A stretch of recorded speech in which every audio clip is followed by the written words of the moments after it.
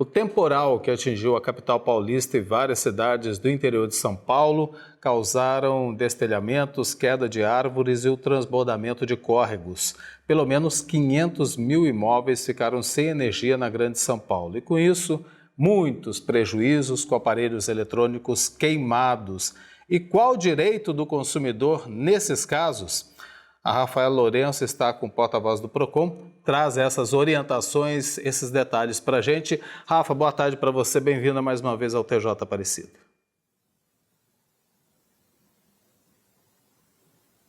Oi, Eduardo, boa tarde para você, Raine, a todos que nos acompanham aqui no TJ Aparecida. De fato, né? Aí fica aquela dúvida, até que ponto, né, vai o direito do consumidor, nestes momentos de temporais, de quem é a responsabilidade quando queimou um eletrodoméstico em casa? Bom, eu estou aqui então com o Georges Assad, ele que é diretor do Procon e vai explicar melhor para a gente todos esses detalhes, né? A gente sabe, né, Georges, que em temporais a queda de energia elétrica, né, a interrupção do fornecimento acontece em muitos momentos, mas quando, então, que o consumidor ele pode aí, né, pedir, né, para que seja revisto os seus direitos, enfim, em relação às concessionárias também? Uma boa tarde. Boa tarde, Rafaela. Sempre que o consumidor for lesado, quando ele tiver qualquer tipo de prejuízo com relação ao fornecimento, a falta do fornecimento, a oscilação desse fornecimento de energia, isso lhe causar prejuízos, ele pode e deve acionar a concessionária de energia. E isso entra, então, vários mecanismos, né? Vários exemplos práticos para a gente também deixar isso de uma forma clara, né, para o pessoal de casa.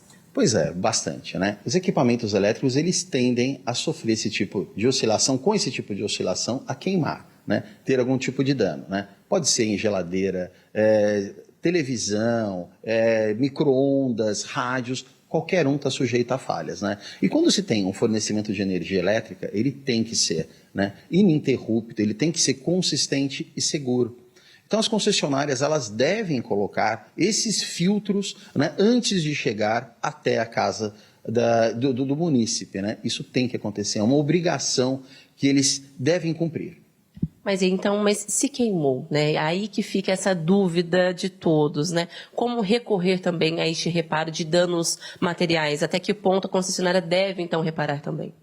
Houve a queima, né? Houve o prejuízo para o consumidor. O quanto antes for possível, né? No mesmo dia ou no dia seguinte, deixa registrado na concessionária, né, esse fato. Olha, teve aqui em casa uma interrupção de energia elétrica, uma oscilação de energia elétrica e alguns equipamentos queimaram. Relatar isso.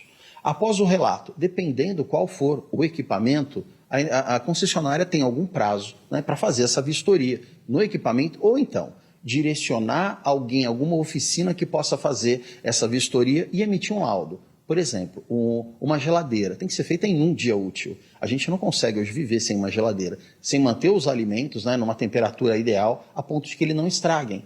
Então precisa de uma urgência, né, um outro tipo de equipamento. De repente tem alguém acamado em casa, tem um respirador, precisa o quanto antes resolver esse problema. Então os prazos eles acabam diminuindo. Se não for alguma coisa mais urgente, um equipamento que faça com que a sobrevivência desse munícipe seja comprometida, eles têm até 20 dias para esse laudo apontar a falha ou não, né, pelo defeito, por causa da oscilação de energia ou falta dela. Essas vistorias sempre são realizadas, então. Não tem necessidade de provas, né, assim, documentos para que o próprio morador, o consumidor, ele tenha que juntar também para apresentar, não. Tudo mediante ao laudo, depois, então, da vistoria. Certo, pois é. Não é obrigatório que ele apresente nota fiscal, por exemplo, desses produtos, né? Ele não precisa provar, olha, o produto eu comprei em tal lugar e tal. Não é essa obrigatoriedade. Mas se tiver, melhor ainda. A prova fica mais robusta e faz com que a concessionária realmente o ressarça. Se ela se escapar de ressarcir em fase administrativa,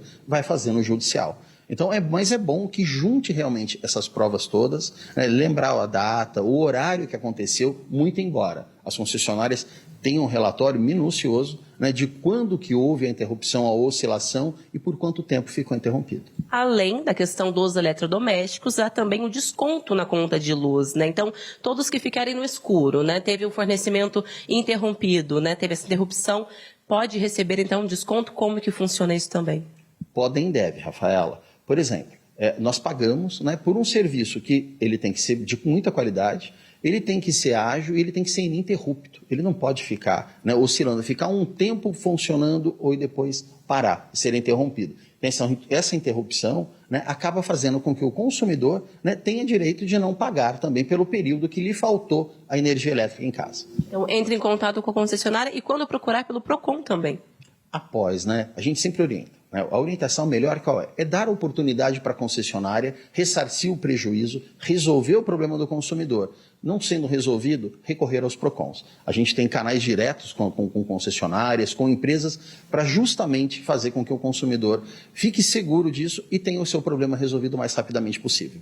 Certo, muito obrigada, Georges, pela participação conosco. A gente reforça, então, essas orientações, né? Porque por muitas vezes o consumidor nem sabe que tem, então, este direito. Mas entre em contato com a concessionária primeiro e, se não tiver uma resposta, né, então um desenrolar aí benéfico ou satisfatório, entrar em contato com o PROCON mais próximo também. Eu volto com vocês no estúdio. Obrigado, Rafa, pelas Valeu, informações. Rafa. E se é direito, né, o consumidor tem sim que cobrar.